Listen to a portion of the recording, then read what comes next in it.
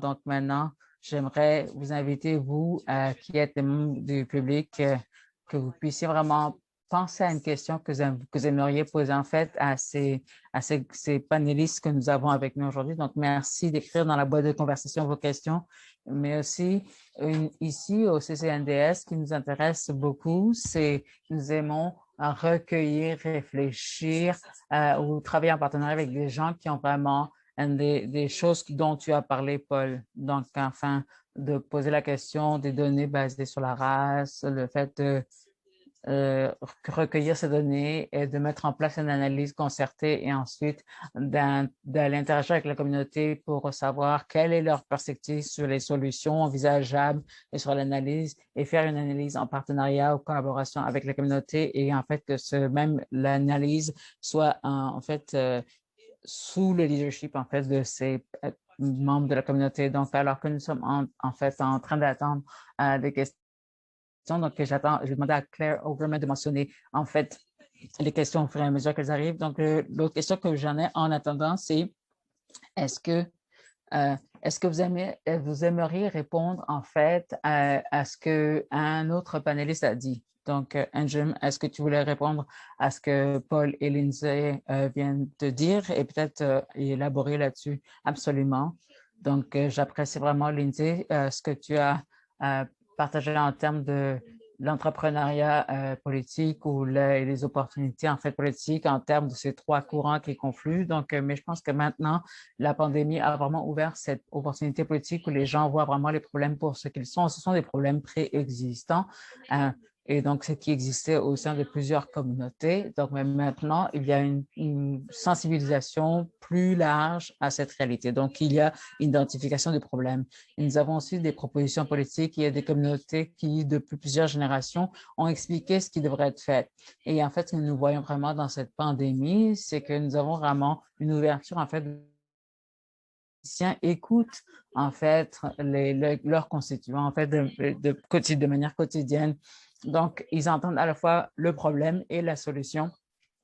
Donc, ce que nous voyons, c'est qu'il y a vraiment que les communautés sont galvanisées et nous voyons aussi que les gens maintenant les écoutent. Donc, je pense que nous sommes en train de voir une opportunité politique qui s'ouvre parce que ces trois courants sont en train de confluer dans ces circonstances. Et donc, et juste pour faire un commentaire sur ce que Paul a dit, c'est que trop souvent, moi, j'ai aussi un arrière-plan en santé publique. Nous nous concentrons beaucoup sur les problèmes et, et sur la politique, mais sur la politique théorique, mais pas vraiment sur la mise en œuvre de la politique. Et donc, et je pense que donc, c'est important pour nous maintenant de commencer à devenir de manière proactive politique afin de voir les changements que nous voulons voir arriver. Donc, ce n'est pas suffisant de documenter les problèmes, ce n'est pas suffisant d'indiquer c'est quoi les solutions.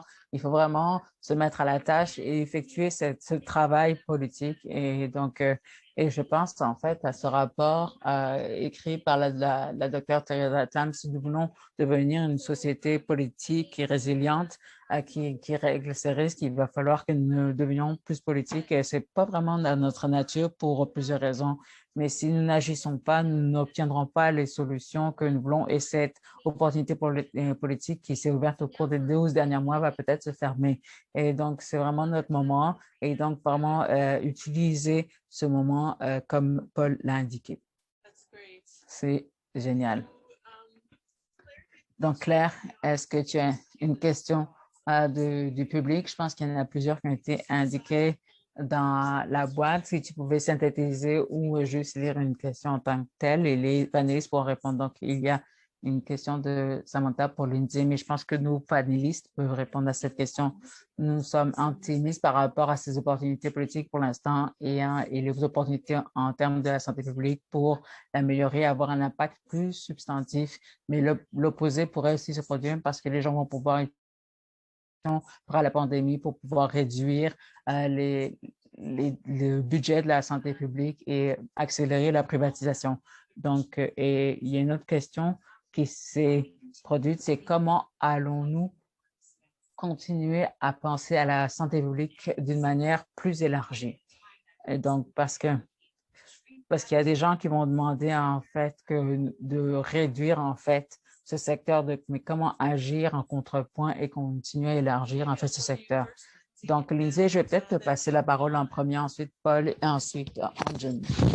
Donc, vas-y, Lindsay. Oui, merci. Claire, c'est une excellente question. D'abord, je vais d'abord dire que ça me fait vraiment plaisir d'être ici avec Anjan et Paul et j'apprécie vraiment vos commentaires. Je pense que nous sommes tous les trois très complémentaires, donc ça peut être juste une bonne chose dans ce contexte.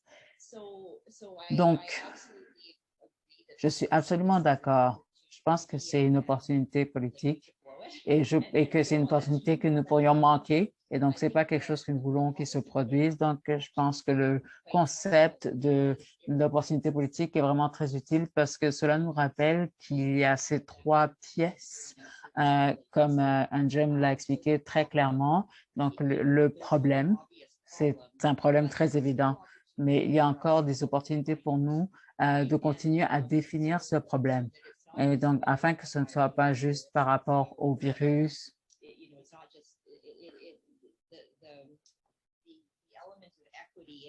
mais que donc ce problème doit aussi inclure les éléments d'équité et doit faire partie aussi de la solution. Donc, nous avons encore un rôle à jouer pour continuer à définir c'est quoi en fait la nature de ce problème. Par rapport aux politiques ou aux solutions viables, je pense que ce serait vraiment utile si nous pouvions définir un ensemble de solutions politiques. Donc, des éléments comme dispersés, mais si nous pouvions avoir une approche globale et concertée, je pense que ce serait plus utile et que je suis vraiment à 100% d'accord avec Anjem, c'est qu'il va falloir nous s'engager de plus en plus dans l'action politique parce que l'engagement et le plaidoyer, je pense que c'est vraiment censé être une compétence des praticiens de la santé publique. Donc, je pense que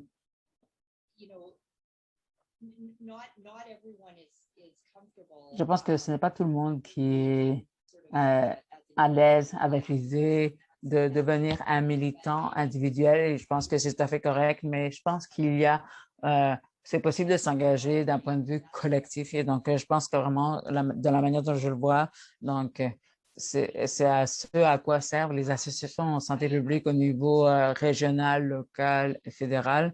Et donc, le petit commentaire que je veux faire, c'est que certaines associations de santé publique sont vraiment très actives et ont beaucoup d'impact. Certaines le sont moins.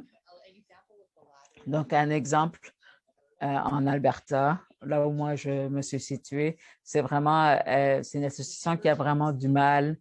La membriété est vraiment plus basse que le nombre de personnes dans la province qui s'identifie comme appartenant à la santé publique. Et en tant que, pendant 4 ans, j'étais présidente de l'association. Je ne sais pas vraiment ce qui se passe, mais je pense que c'est lié à certains des autres défis auxquels nous sommes confrontés en santé publique, mais nous devons trouver des manières de nous engager en tant que collectif. Donc, peut-être c'est tout ce que je vais dire pour l'instant. Merci, Lindsay. Je pense que ce sont des commentaires importants. Et donc, je viens de finir mon dernier trimestre en tant que présidente de l'Association des infirmiers et infirmières du Canada et le plaidoyer et le militantisme font partie de leur mandat. Ils sont vraiment très actifs dans ce domaine-là. Et donc, moi, je pense que c'est quelque chose en tout cas, c'est que ça se connecte à ce que disait Anjem, c'est que ça prend de la pratique, c'est que si c'est quelque chose qui n'est pas, donc qu'on ne pratique pas, donc c'est comme tous les muscles, ça ne va pas se développer, ça ne va pas grandir, mais en fait, il va s'affaiblir et s'amoindrir. Mais ce n'est pas vraiment la chose la plus facile à faire. Mais nous avons, je pense, une des compétences de base dans ce domaine-là, que je pense que c'est une des catégories et un des domaines et une des compétences, en fait, en santé publique au Canada. Donc, cette notion de plaidoyer, donc, la pratique, c'est vraiment un élément important. Et des fois, voir quelqu'un, observer quelqu'un qui le fait. Donc, par exemple, quelqu'un comme Anjem, et l'espace virtuel nous permet de faire cela, de pratiquer notre observation et de développer nos compétences. Donc, je vais donner la parole à Paul et je veux voir ce que lui, il a à dire en termes de répondre à cette question. Donc, merci Lindsay. Et après, nous passerons la parole à Anjem. Donc, en réponse à la question de Samantha, c'est sûr que indubitablement, il y a une opportunité. C'est que les portes que nous essayons d'ouvrir, c'est sûr qu'il va falloir, ce sera un combat à mener. Et donc, pour commenter par rapport à ce qu'Anjum a dit, donc c'est important que la santé publique soit politique, soit engagée, soit connectée aux communautés qu'ils desservent.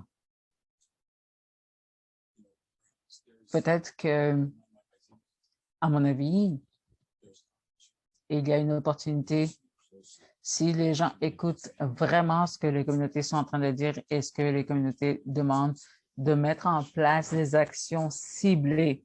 Et je sais que dans le travail que nous faisons, ce que nous faisons, c'est que nous, nous, nous utilisons le plaidoyer pour que le racisme anti-noir devienne en fait une priorité en santé publique. Donc, nous sommes en train d'essayer de mettre en place des actions ciblées par rapport aux déterminants sociaux de la santé ou quand il y a des maladies chroniques, nous essayons de faire du travail de plaidoyer. Nous voyons que la santé publique a adopté cela. Donc, nous avons vu des unités de santé publique qui nous ont dit oui, nous allons en fait reconnaître que le racisme anti-noir est en fait un problème de santé publique et cela vient des communautés et ce n'est pas été conçu dans un bureau, c'est vraiment des gens qui sont engagés, qui écoutent vraiment aux communautés. La dernière chose que je voudrais dire, c'est qu'il y a aussi une opportunité de peut-être de réfléchir à deux choses. Donc, un de mes mentors a dit, nous devons penser au système de santé, donc pas le soin de santé, mais le santé du système comme étant un système qui est là pour encourager une santé plus élargie et le bien-être. Et donc, il va falloir repenser en fait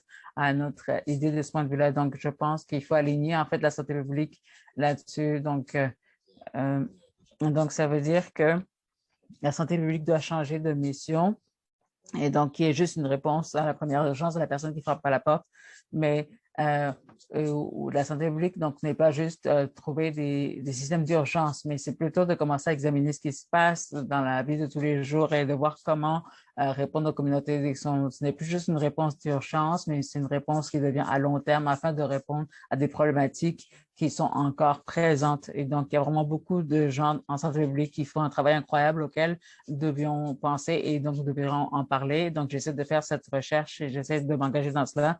Donc, par exemple, dans la base de données sur la race, donc la docteure Linda Watson-Crick fait un travail incroyable dans cet espace. Donc, il faut vraiment porter attention à ce qu'elle est en train de faire. Et si nous commençons à faire certaines de ces choses-là, si nous commençons à repenser notre manière de comprendre la santé publique et si nous commençons à être plus engagés avec la communauté, nous sommes plus proactifs dans cette attitude, si nous commençons à penser quelles sont les personnes dont le travail brille dans cet espace et si nous commençons à parler de leur travail, peut-être que ça devient une opportunité pour non seulement pour continuer à avancer, mais aussi de défendre les portes et les maintenir ouvertes. Donc, merci, Paul. Merci vraiment. J'aime beaucoup ce commentaire sur attirer l'attention sur ces personnes qui font un travail brillant et d'être un peu comme une main sur leur coude pour en fait lever ces personnes-là et ces voix parce qu'il y a vraiment des gens incroyables, du travail incroyable qui se produit dans ce domaine-là. Donc, Anjum, est-ce qu'il y a un commentaire rapide là-dessus? Après, je pense que Claire, nous aurons encore le temps pour une question supplémentaire. Donc, Anjum. Je me rappelle quand j'ai commencé en santé publique, quand j'obtenais ma maîtrise en santé publique, j'avais des amis qui me posaient la question, mais c'est quoi la santé publique? Ils étaient confus, ils ne savaient pas ce que c'était, est-ce que c'est les soins de santé? Donc maintenant, quand je pense maintenant, en fait, au degré de sensibilisation qui existe par rapport à c'est quoi la santé publique et l'importance qui est donnée maintenant à l'équité, je pense que c'est la première fois dans les 100 dernières années que nous avons vraiment eu la lumière émise sur le travail que nous sommes en train de faire dans ce secteur. Donc, nous, en tant que travailleurs dans ce secteur, nous devons en fait profiter de cette lumière qui brille sur nous. Et donc, mon objectif, ce serait de m'assurer que tous les résidents du Canada sachent c'est quoi les déterminants sociaux de la santé. J'aimerais que tous les thèmes clés que nous connaissons très bien, j'aimerais que toute la population le sache. Parce que si j'étais un universitaire, moi, je rajouterais en fait à ce concept en fait des opportunités publiques, j'en rajouterais un autre courant, ce serait celui du public, parce que nous, en tant que professionnels, nous avons une certaine crédibilité. Quand les gens nous entendent parler, ils nous écoutent. Et puis non seulement ça, mais nous avons aussi une plateforme potentielle que d'autres personnes n'ont pas. Donc, je pense que cela, c'est notre responsabilité parce qu'il existe cette opportunité non seulement de faire du plaidoyer, de sensibiliser en fait aux déterminants sociaux de la santé et de parler à tout ce qui est lié à l'équité, mais d'utiliser aussi comme une tactique pour que le public sache pourquoi il devrait investir vers nous. Le problème, c'est que dans notre secteur, comme nous sommes efficaces, nous sommes silencieux, donc personne ne sait que nous existons, mais quand il y a des problèmes, c'est là où on nous voit et les gens commencent à comprendre l'impact de notre travail. Donc, c'est vrai que loin des yeux, loin du cœur, mais assurons-nous que de n'être jamais loin des yeux. Et donc, vous allez peut-être me demander, mais Anjem, comment est-ce qu'on peut faire ça? Donc, j'ai deux idées. Donc, c'est important, en fait, de maintenir une relation médiatique. C'est sûr, nous avons de la crédibilité. Nous pouvons envoyer de l'information et nous assurer que c'est basé sur les faits, mais aussi nous pouvons le publier dans des médiums que les gens écoutent ou lisent, que ce soit dans des journaux, que ce soit des interviews à la radio ou des podcasts. Il y a tellement de moyens de diffuser notre message, que ce soit des unités de santé publique individuelles ou que ce soit plus au niveau systémique ou alors de s'engager au niveau de plusieurs plateformes. Et deuxièmement, c'est ce que Paul mentionnait, je pense, assurons-nous de continuer à travailler avec les communautés, de travailler avec des organisations, de travailler avec des organismes à but non lucratif. Je pense que ce serait vraiment un partenaire incroyable. Imaginez si une unité de santé publique et une organisation de droits civiques se rassemblaient pour parler en fait de l'impact de la COVID-19 sur certaines communautés ou par rapport à un ensemble de problématiques. Je pense que ce serait très puissant parce que non seulement il y aurait vraiment un impact parce qu'il y aura un contact avec avec le public habituel, mais vous allez avoir accès à un nouveau public. Et donc, quand les politiciens voient ce genre de partenariat, ils posent des questions. Oh, c'est intéressant. Est-ce que je pourrais lire plus au sujet de cette problématique? Donc, cela rend le message en santé publique plus efficace et aussi le plaidoyer plus efficace de tous les côtés. Donc, voilà ce que j'ai à dire en termes d'argumentaire. Donc, rajoutons à notre courant à ce concept des opportunités politiques. Donc, ce serait le public. Et aussi, je pense que les relations avec les médias et les partenariats, c'est comme ça que nous allons continuer à sensibiliser le public. Donc, voici, à mon avis, quelques éléments qui pourraient transformer cette sensibilisation en action. Merci, Anjem. Est-ce qu'il y a il y a une question et ce sera notre dernière ronde de questions parce que nous avons de bons conseils. Donc, il y a plusieurs questions sur comment la santé publique peut interagir avec l'action publique, l'action politique et le faire bien, et aussi le rôle de la santé publique dans la construction de l'avenir. Donc, merci d'avoir soumis ces questions. Donc, nous avons une question très spécifique de Christian. Et donc, c'est vraiment parce que ça parle en fait du rôle du partenariat avec les communautés. Christian a demandé, à votre avis, quels seraient des moyens efficaces pour les praticiens ou les organisations de la santé publique pour s'engager avec les membres de communautés qui ont été opprimées de manière historique pour s'assurer que l'équité soit intégrée et donc que les gains qui ont été réalisés ne soient pas perdus. Donc, c'est une question spécifique, mais quand même assez large. Donc, merci beaucoup d'avoir posé la question, Christian. Et cela va peut-être nous allons peut-être lier cela à nos dernière remarque de clôture. Donc, je pense que c'est une question fabuleuse, Christian, parce que nous disons que nous devons le faire, nous disons que c'est important de le faire, nous disons qu'il y a de bons restaurants quand nous le faisons, mais c'est important de poser la question de comment le faire de manière quotidienne. Donc, je vais redonner la parole à nos panélistes pour une dernière réponse à cette question particulière et peut-être si vous pouvez donner quelques mots de la fin pour chaque panéliste. Et donc, après Anjem, je vais passer la parole à toi, Anjem. Après, ce sera Lindsay et Paul. Donc, Anjem, tu as donné des conseils assez solides. Auparavant, y a-t-il autre chose que tu pouvais rajouter qui sont un peu plus concrets ou tangibles pour répondre à la question de Christian et quel serait ton mot de la fin pour aujourd'hui? Oui, je pense par rapport à la question par rapport à la vigilance et pour faire connecter cela à ce que Paul a dit en termes de points de connexion, afin que de ces avantages ne soient pas perdus. Je pense que si nous ne le faisons pas, l'autre côté va le faire. Donc, parce qu'il y a, parce qu'il y a d'autres personnes qui veulent utiliser cette opportunité politique pour pouvoir en faire autre chose. Donc, il y a un livre de Naomi Klein et donc 2 ouvrages par Naomi Klein qui dit qu'en temps de crise, quelqu'un gagne. Donc, il y a des gens qui saisissent ce moment-là. Donc, c'est important pour nous, si nous ne saisissons pas cette opportunité, quelqu'un d'autre va le faire. Nous voulons le faire pour promouvoir les déterminants sociaux de la santé, pour promouvoir l'équité en santé. Donc, c'est vraiment important pour nous de saisir cette opportunité. Donc, en termes de mon mot de la fin, je pense que l'engagement public et l'engagement auprès du public, ça a vraiment joué un rôle important parce que nous avions vraiment une approche par silo dans le passé. Donc, je pense qu'à moi, cette opportunité de mettre en place une nouvelle manière de travailler, si nous adoptons cette nouvelle manière d'aller de l'avant, je pense que pourra être en fait de la COVID-19 un héritage durable.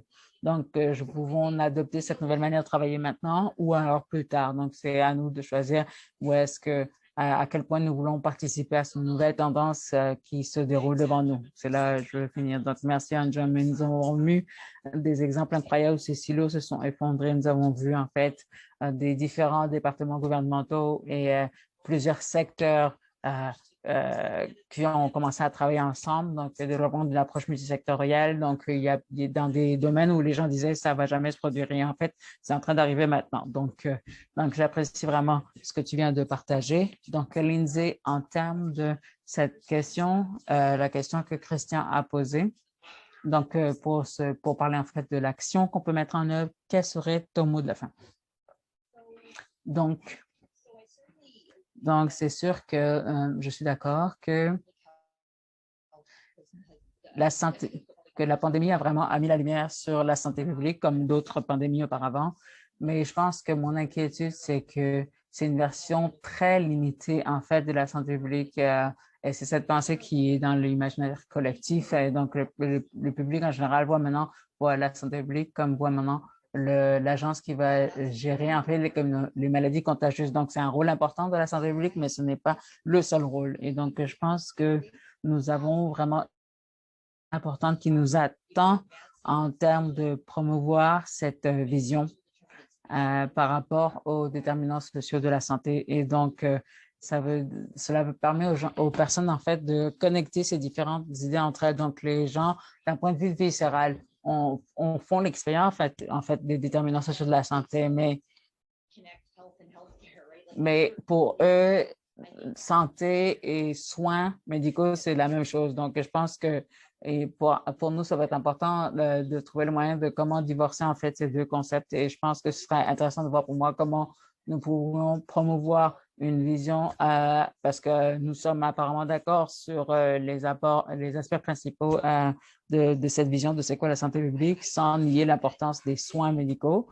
Je pense aussi qu'en termes de la santé publique, nous avons aussi beaucoup de travail à en faire, en fait, d'arranger en fait ce qui se passe à l'intérieur de nos agences. Donc, un des défis qui nous attend. Et donc, moi, je parle en tant qu'universitaire dans ce domaine, c'est que il y a une tension entre entre la pratique et la théorie en fait de la santé publique. Donc, il y a une tension qui est proéminente et problématique. Et je pense que c'est un défi euh, parce que, parce que ça limite notre impact collectif. Et donc, j'aimerais que nous puissions trouver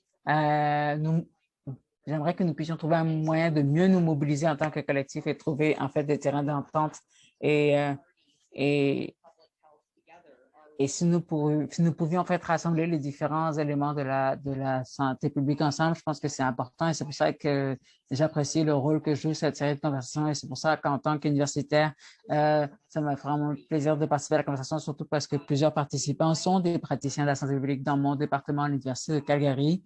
Nous avons un club journalistique en santé publique qui réunit les praticiens, donc et, et donc, les médecins et les universitaires théoriques Et donc, souvent, ce qui se passe, c'est que même s'ils sont dans le même bâtiment, ils ne se rencontrent rarement. Donc, je pense que c'est vraiment dommage et c'est vraiment une opportunité qui a un peu manqué. Donc pour moi, voici peut-être des éléments fondationnels sur lesquels nous pourrions travailler. Je pense que c'est un effort qui vaudrait la peine en termes d'investissement de temps et d'énergie. Donc, oui, merci, Lindsay. C'est génial. Et donc, maintenant, la parole à toi, Paul. Donc, avant de passer la parole et enfin que tu laisses me donner le mot de la fin pour aujourd'hui, j'aimerais que tout le monde, alors que vous êtes en train d'écouter Paul, si vous pourriez écrire dans la boîte de conversation un mot qui vous vient à l'esprit suite à ce que vous avez entendu. Et nous allons aussi faire un nuage de mots et vous parler en fait de notre prochaine conversation dans 2 semaines. Donc, Paul, maintenant, le mot qui vient à l'esprit, c'est vraiment l'écoute et je pense que tu as utilisé ce mot un peu plus tôt. Et donc, est-ce que toi, tu pourrais répondre à la question de Christian? Donc, donc j'allais répéter en fait cette notion d'écouter. Souvent, les personnes qui sont opposées à vous, les gens qui, euh, des gens qui vous questionnent pour vraiment peut-être vos meilleurs alliés pour vous attaquer à une problématique. Dans ce que nous avons vu au cours de ces derniers mois, c'est que les gens ont commencé à collaborer pour devenir des personnes qui trouvent des solutions. Donc, au lieu de se dire, ah, ben, c'est pas mon domaine d'expertise, on se dit maintenant, qu'est-ce que je peux faire pour réaliser ce problème? Donc, c'est ce qui se passe autour de cette table communautaire et cela permet aux gens, en fait, de prendre ce premier pas et de construire à partir de ce momentum. Donc, pour moi, c'est vraiment éclairé de voir ce qui se passait au cours des derniers mois. Et je pense aussi que des fois, en santé publique, nous euh, devons pas être trop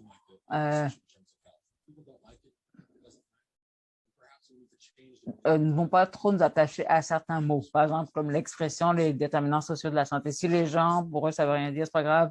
On peut juste parler des problématiques parce que pour ça, la plupart des gens, en fait, dans les communautés, dans leur vie tous les jours, les gens vivent, font l'expérience de ces déterminants. Donc, l'insécurité alimentaire, ils sentent le fossé qui se creuse entre les riches et les pauvres. Donc, ils peuvent comprendre la politique de donc, peut-être que nous devons nous engager en fait dans ce genre d'activité.